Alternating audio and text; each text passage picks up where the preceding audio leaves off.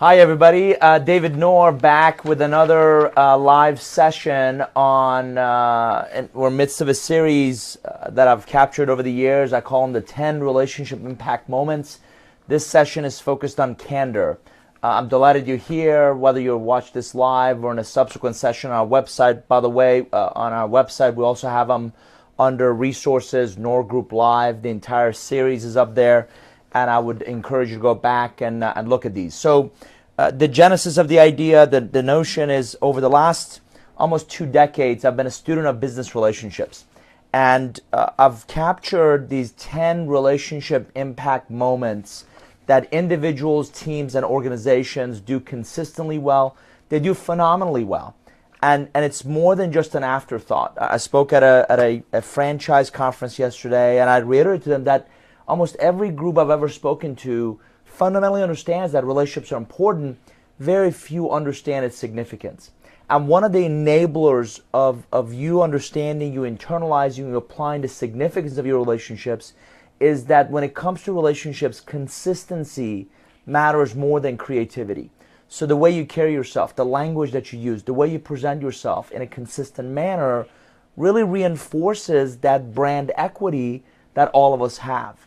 And in the last, again, 2 decades, I've identified these 10 relationship impact moments that every individual, every team, every organization has the potential to either enhance their credibility, their repute, the breadth and depth of the relationships, or they can dilute it. So here we go, very quickly, quick review. And again, I've recorded a separate video on each of these, and I try to make them practical, pragmatic, and hopefully give you some useful tools.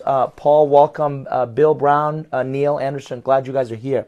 So here we go, 10 relationship impact moments. Number 1 is empathy, and I talk a lot about walking their shoes. Whenever I approach a relationship opportunity, whether it's a call or a visit, even earlier today, everybody's favorite subject is about themselves. So I try to look at it of, where are they coming from, how are they coming to this relationship, and what's in it for them. How can they be better off because they're in this relationship with me? Number 2, engagement. You got to show up. You got to show up having done your due diligence. You have to show up, in essence, with your A game. People don't care that I'm hurting in my back, or I got in late on a flight last night, or you got to show up. So engagement is all about showing up, and showing up with a purpose, showing up with intent, showing up to add value with every interaction. 3 is adaptability. We talked about tailoring it. One size does not fit all. This day and age, every unique relationship has a unique set of needs.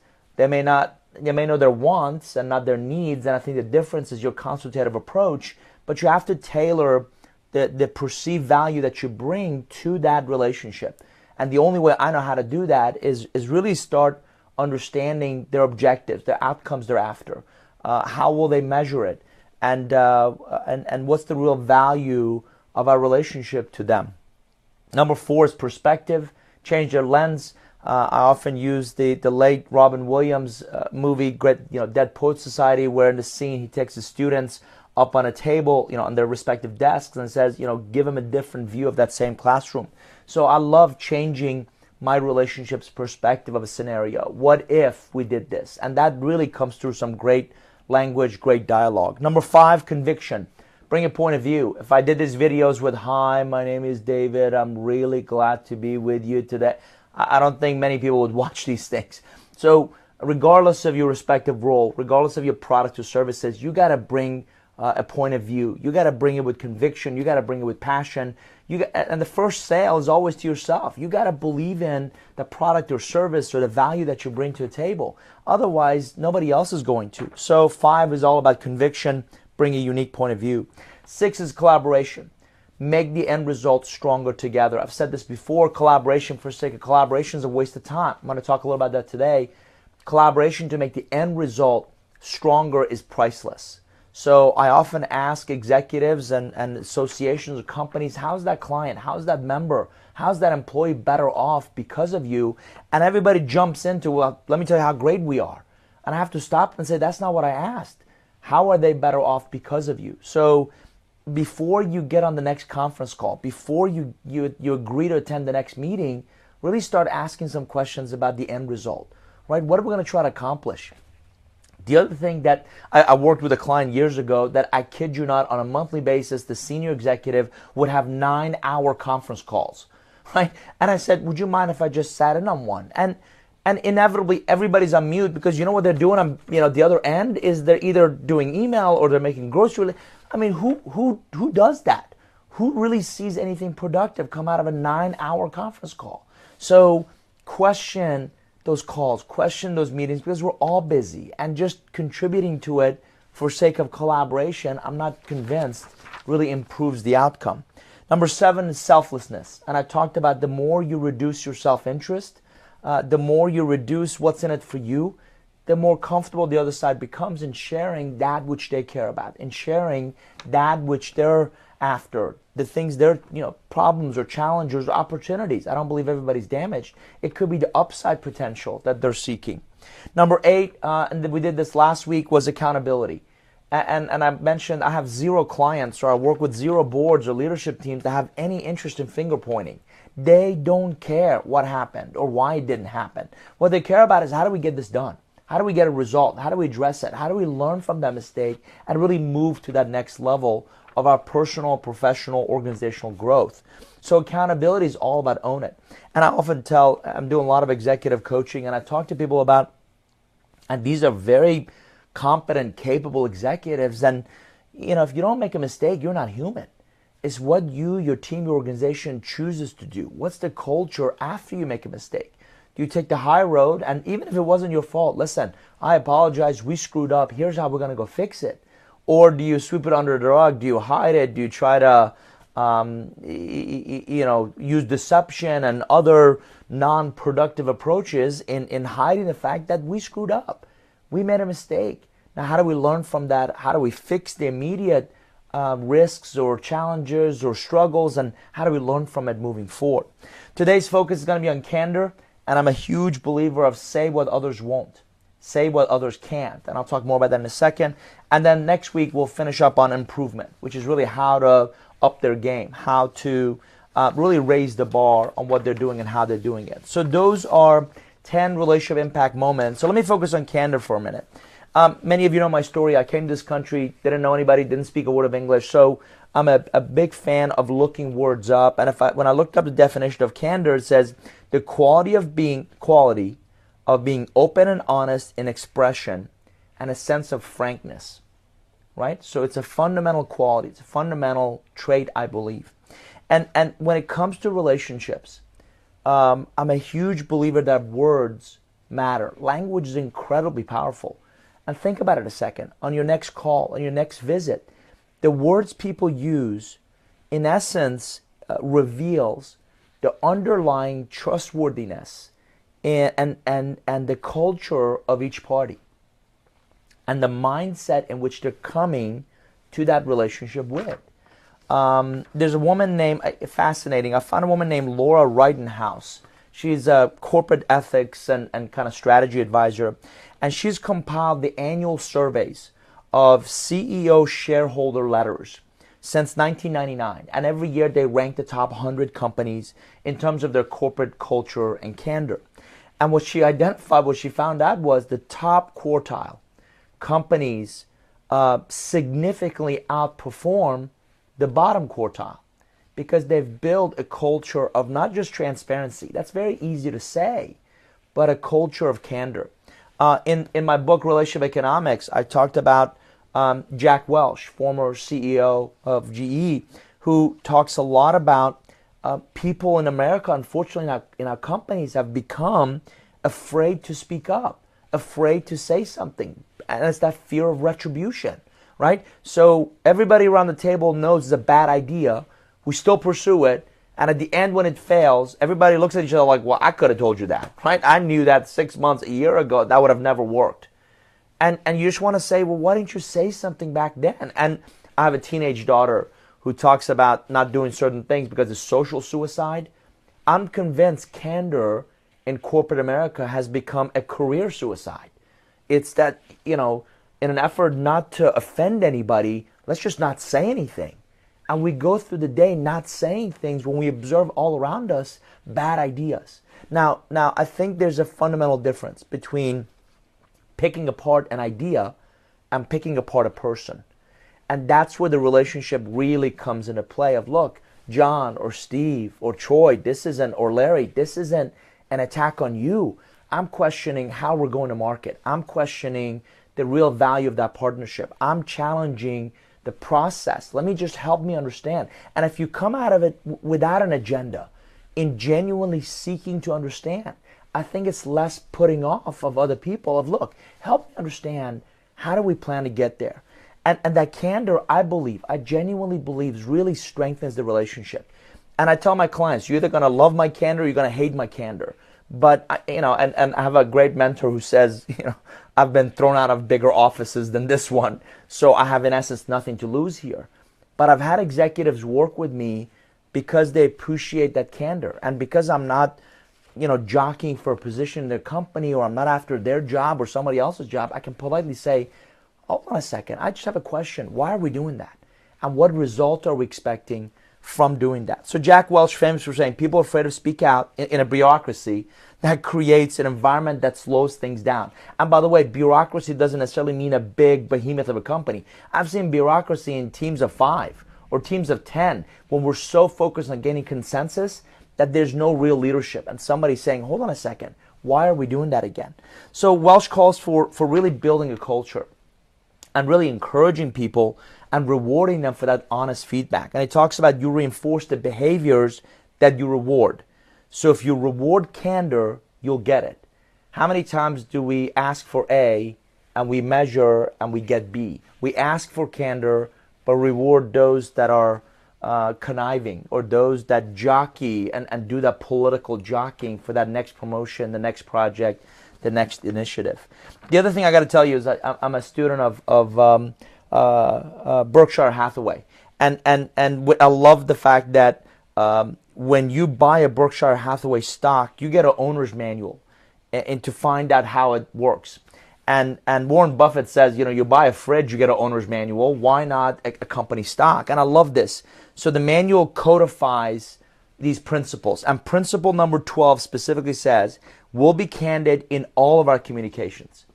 And if you read deeper into that, if you look at some of the things that, again, Buffett says over time, he says, the CEO who chooses and continues to mislead in public will eventually mislead in private.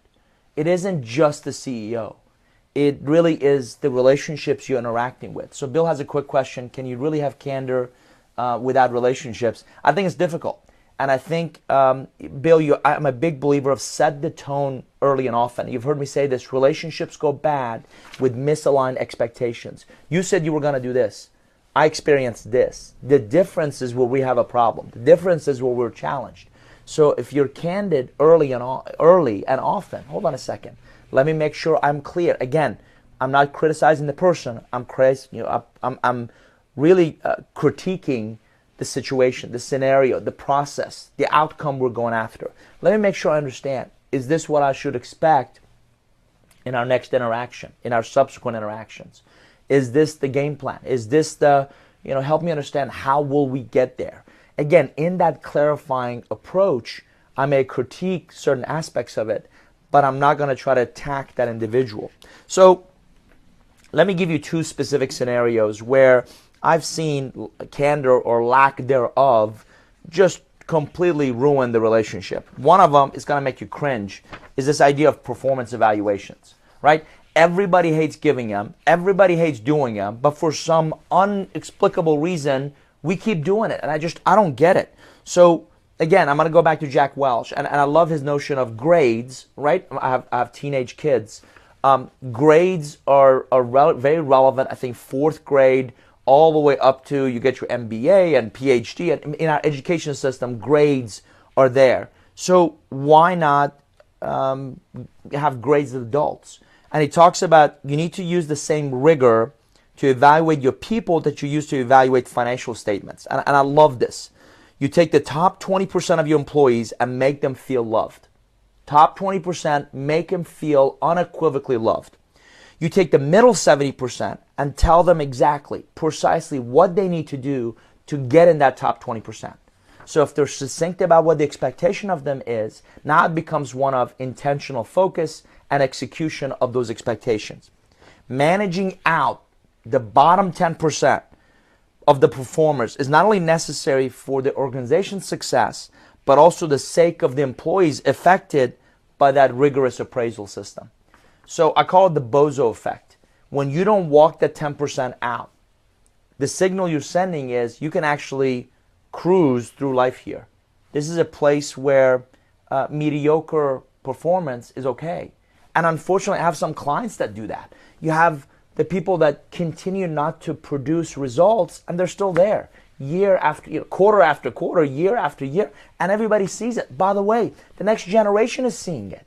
That senior executive, that partner in the consulting firm, law firm, continues to do well and continues to be rewarded for not performing. Why should I do anything differently? So candor in performance evaluation is long overdue. Larry, what are the best questions to ask early on to get the candor and authenticity in the relationship, as we both know high trust relationships are critical? Larry, great question. And by the way, for those of you who don't know Larry Bonet, I think his trademark is the connector. He is awesome in putting people together, and I admire a lot of what he does. So I early on ask some real, I've always said, you want better relationships, ask better questions, right? So I often ask really tough questions, such as what takes you entirely too long to accomplish? What frustrates you about this role? Tell me about your bench. That's one of my favorite questions from executives. How strong is your bench really? I tend to come to most relationships having done some due diligence.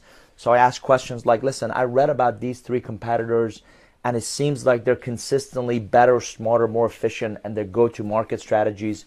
Tell me what's bogging you and your team down. In that scenario, look at what I'm doing. I'm sending the signal that I've done my homework. I'm not asking the motherhood and apple pie question of, and I hate this one, what keeps you up at night? I always want to say heartburn. You got a solution for that, right? I think that one is intellectually lazy. So having done my due diligence, I come to a table with 3 to 5 conversational questions. This isn't the Spanish Inquisition, right? Where were you on the night of October 12th? This is, help me understand what's working, what's really working, what's not working, and your appetite, your propensity to seek outside help. The other thing I've learned over the years is you can't convince somebody that they need your help. I like working with people that already have figured out that we don't have all the answers, we're not the smartest people in the room, and at least, if nothing else, listening to another idea, another perspective might behoove us. So Larry, I go in and ask a lot of typically hard-hitting, typically candid questions that puts them on notice that this isn't going to be just like another ho-hum conversation. And most executives I work with appreciate that. Bob quickly wants to know, how would you hold leaders, participants accountable for lack of candor? Bob, I'm a big believer of yardsticks. I mean, I refuse to believe anybody will show up to work deciding to fail. They just may not know what those metrics are. So I'm a huge believer of having those metrics. And by the way, the carrot, right? Having that upside potential very clear up front. And really, I've always been a huge believer of performance-driven cultures, that they create value, they take that value to market. And I also like peer reviews instead of performance evaluations where the boss, I can't remember what I had for breakfast, much less what you did 6, 9, 12 months ago. So real time, at the edge of where it happens, peer reviews go a long way. And I'm working with a couple of clients of ranking their team 1 through 20, 1 through 50, 1 through 100, based on performance, based on their attitude and their understanding of the culture, and they're living those cultural attributes. And then their potential. Is this somebody that really can grow with us, or is this person never going to be happy? This person is never going to really fit. And I have no idea why, leaders kind of keep dragging those things on. If somebody isn't a good fit, in a humane way, politely walk them out. I'm even talking to you as a consumer of this video. If you're not a good fit, I know of several of leaders that I'm working with right now, they are not a good fit in their organizations. They've been there too long. They've become complacent. There's no fire inside them anymore. Life is too short to keep doing the same, excuse the expression, crappy job that you're really not excited about. I think there's bigger opportunities for your skill sets and your passion and the fire you had 8, 10, 12, 15 years ago when you joined a company. And I think there are a lot of other companies that can put that energy and that knowledge and those relationships to work. So if you're in the wrong job, stop. Just keep going in every day to collect that paycheck. If you've got people that are not a good fit, it's another opportunity to really, in a humane way, help them find the next opportunity. The last thing I want to touch on is very quickly is collaboration, since I brought that up in a previous session. Candor does three things when it comes to collaboration. Number one, you produce more ideas. If people are candid about, and they feel comfortable and safe in putting their ideas out there, you'll get a lot more ideas. Number two, you avoid biases.